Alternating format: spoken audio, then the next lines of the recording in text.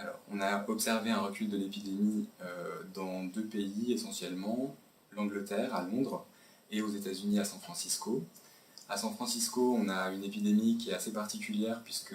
très majoritairement, on a affaire à des hommes qui ont des rapports sexuels avec des hommes qui sont infectés par le VIH.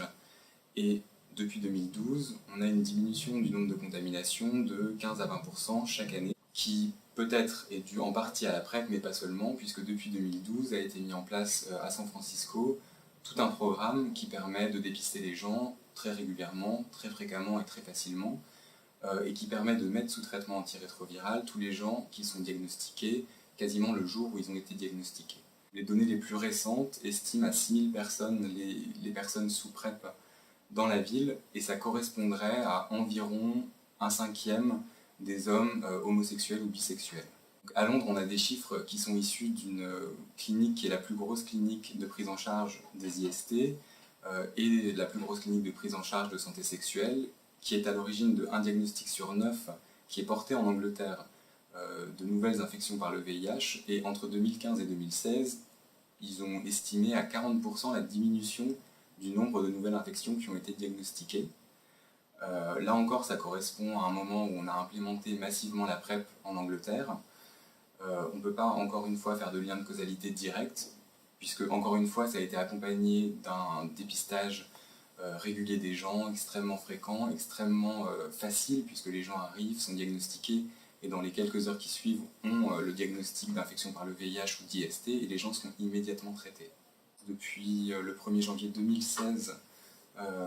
on peut prescrire la PrEP en France de deux manières, soit en schéma continu, comme ça se fait aux États-Unis et en Angleterre actuellement, soit en schéma,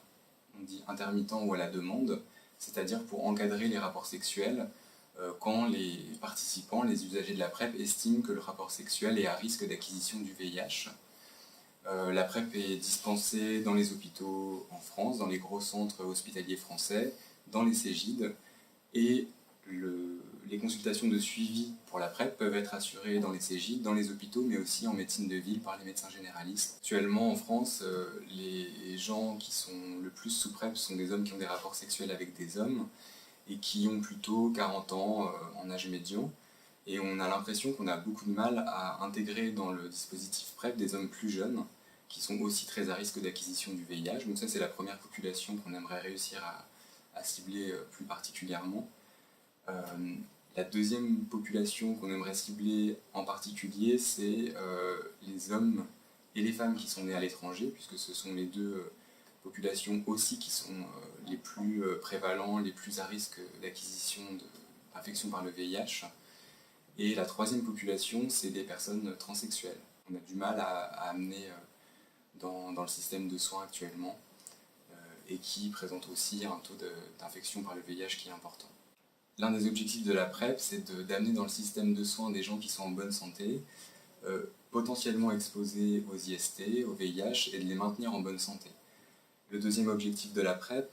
c'est bien sûr, à une échelle plus collective, de faire en sorte que le nombre d'infections diagnostiquées pour le VIH diminue,